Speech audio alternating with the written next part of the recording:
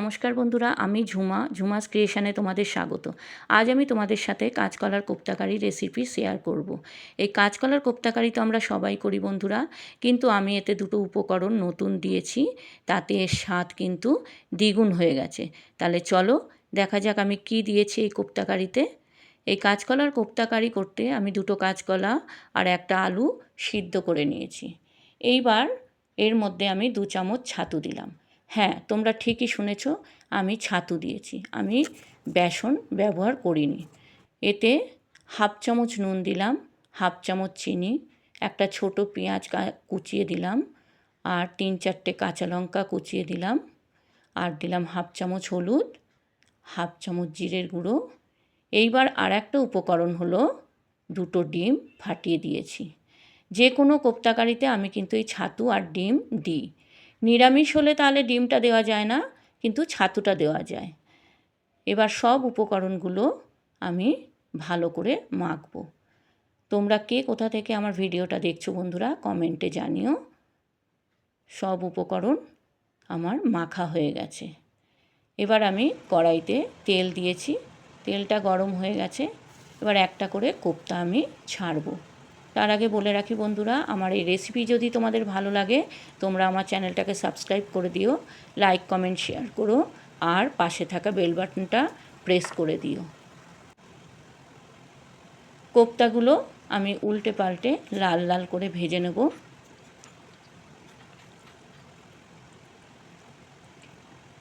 দেখো, লাল লাল করে ভাজা হয়ে গেছে। এবার আমি এগুলোকে তুলে রাখবো।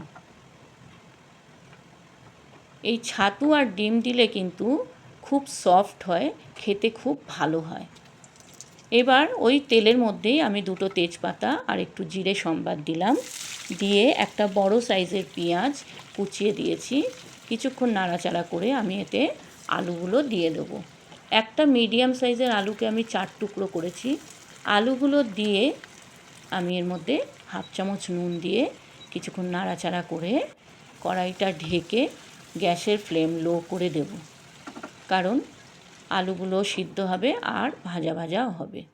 কিছুক্ষণ পর ঢাকাটা খুলে দেখলাম আলুগুলো মোটামুটি সিদ্ধও হয়েছে আর ভাজাও হয়েছে। আরও কিছুক্ষণ নাড়াচাড়া করে আমি এতে আদা, পেঁয়াজ, রসুন, কাঁচা লঙ্কা আর টমেটোর পেস্টটা দিলাম। এরপর এতে দেব হলুদ গুঁড়ো, লঙ্কা গুঁড়ো, ধনে গুঁড়ো, জিরে গুঁড়ো আর কাশ্মীরি লঙ্কার গুঁড়ো, আর দিলাম 1/2 চামচ নুন আর 1 চামচ চিনি। যে কোনো কোপ্তায় কিন্তু একটু চিনিটা দিলে মিষ্টি মিষ্টি খেতে ভালো লাগে, তবে তোমরা এটা স্কিপ করতেও পারো।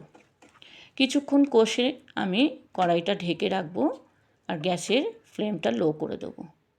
কিছুক্ষণ পর ঢাকা খুলে দেখলাম মশলাগুলো সব কষা হয়ে গেছে আর তেল ছেড়ে দিয়েছে। আরও কিছুক্ষণ কষে আমি এতে জল দেব। জলের পরিমাণটা কিন্তু আমি একটু বেশি করেই দেব, কারণ কোপ্তাগুলো ঝোলে পড়লে কিন্তু ঝোল টেনে নেবে, তাই জলটা আমি একটু বেশিই দিলাম। আবার ঢাকা দিয়ে রাখলাম। কিছুক্ষণ পর ঢাকা খুলে দেখলাম ঝোলটা ফুটছে। এবার আমি কোপ্তাগুলো এর মধ্যে ছেড়ে দেব। একবার হলেও তোমরা এটা করে দেখো বন্ধুরা, আর কেমন হয়েছে আমাকে কমেন্টে জানিও। এই 2টো উপকরণ কিন্তু অবশ্যই দিও। আবার ঢাকা দিয়ে রাখলাম। কিছুক্ষণ পর ঢাকা খুলে দেখলাম কোপ্তাকারিটা হয়ে এসছে। এবার আমরা এতে দেব 1 চামচ ঘি আর গরম মশলার গুঁড়ো।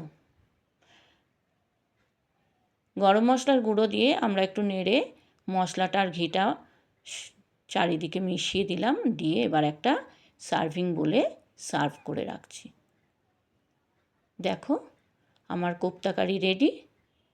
তোমাদের কেমন লাগলো বন্ধুরা অবশ্যই কমেন্টে জানিও। ভালো থেকো, সুস্থ থেকো, সবার পাশে থেকো। ধন্যবাদ বন্ধুরা।